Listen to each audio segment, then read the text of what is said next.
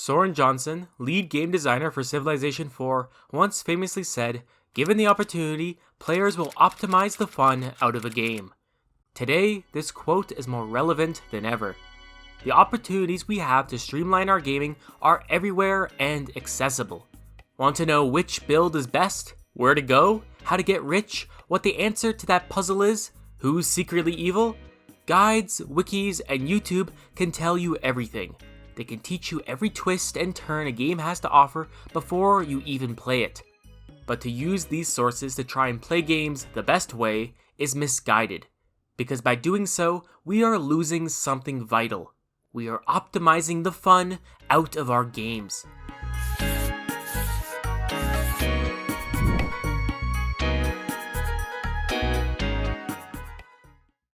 Now, when I say we, I more so mean I, because if there's anyone I know who optimizes the fun out of games, it is me. I touched on this a bit in my Restartitis video, and a little more in the Civ Immersion video, but I don't think I've made it clear just how often I do this. Using top tier pre-made character builds so I don't have to make one myself. Trivialize money for the rest of the game by farming plants like my life depends on it. Metagaming dialogue. Literally spoiling myself and checking wikis to ensure I pick the right choice for maximum companion approval. I could allow myself to be immersed in the game experience, crafting a build from scratch in order to better understand the game system, avoiding unrealistic gold exploits to keep money gameplay relevant, and treating dialogue choices as an opportunity to roleplay in this role-playing game. But no. Instead, I look at every outside resource available to me every chance I get to ensure my perfect playthrough. I spend more time alt-tabbed than actually playing the game.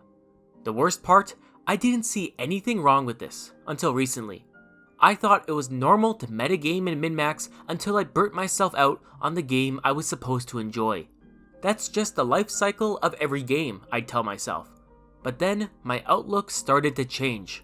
I remembered how much fun games used to be, how immersed I could get, and wondered why I couldn't do that anymore. I used to spend ages obsessing over Skyrim characters, crafting their backstories and skills when I was supposed to be learning algebra. This went on for years, but eventually that passion faded away. By that point, I knew every exploit and was AFK leveling stealth for every character using the old rubber band trick on my Xbox 360 controller. I had an idea of what the answer to my problem was, but it was a notion at best. I couldn't put it into words, until I discovered a channel that described perfectly what my problem was. I don't always pick the most broken or overpowered stat. Instead, I ask, what would this character actually use? What skills would they be curious about learning?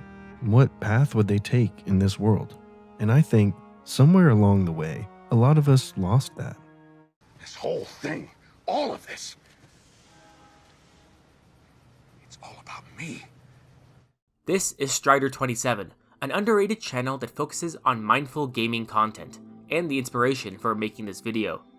Regarding this problem of optimizing the fun out of games, Strider offers some explanations for what causes it. The desire to be caught up with the latest releases, treating games like homework, a checklist to complete before moving on to the next one.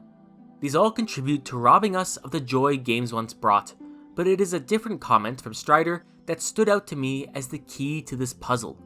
Too often in RPGs, we focus more on the game than the role-playing. Once I heard this, it was like something in my head clicked. It made me think about my own experiences, how as I optimized the fun out of my games, my own role-playing declined.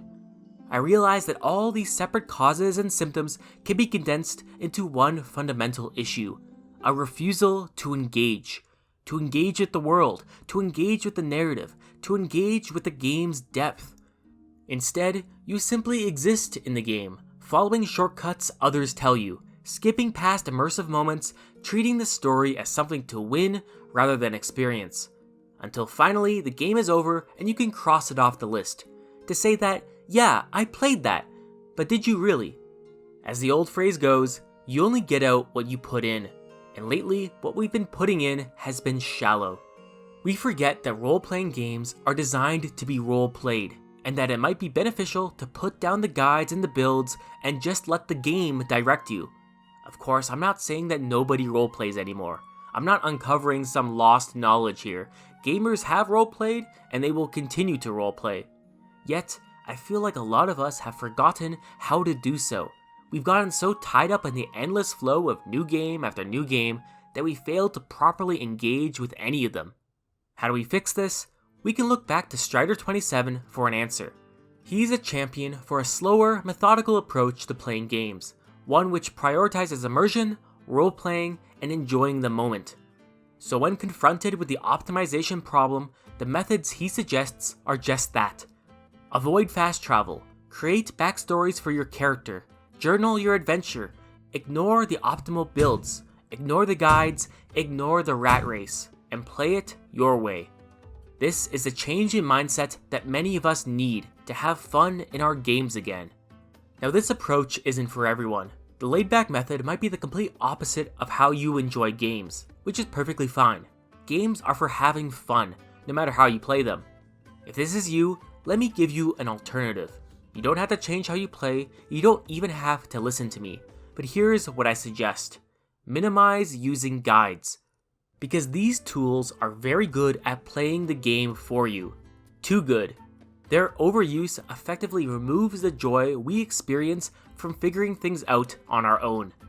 I have a great recent example of this happening to myself. I was playing the new Guild Wars 2 expansion and was working on one of the new collections. Usually, I would follow a guide for this, but since this is literally the first day of the expansion, there were no guides made yet. So when I couldn't find one of the objectives, I was forced to actually look at the hint and use what little brainpower I had to decipher its meaning. Once I did, and found where that next objective was, I felt great. It was fun figuring it out by myself. It was fun because I was actually playing the game. Now I'm not here to denounce using guides for Guild Wars 2 achievements. It is a massive information heavy game. Trying to complete some of these collections without a guide is a fate worse than death. But I gotta say, actually using the in-game hints to do it feels a whole lot more satisfying. I could go on and on about this topic, but I'd just be repeating myself more than I already have. So I want to leave you with this call to action. Dare to engage. Dare to get invested. These games that we play, they are supposed to be fun, but we have this inclination within us to optimize this experience through outside means. We think that if we just play perfectly, use the best build, choose the best dialogue, then the game will be even more enjoyable. But often, it does the opposite. Because the fun comes from you playing, you interacting with the world, you figuring things out, you making those choices. If you let something else do that work for you, then you are optimizing the fun out of your games. I'm Olden Gold, like and subscribe if you want, shout out to Strider27 for inspiring this video, and thanks for watching.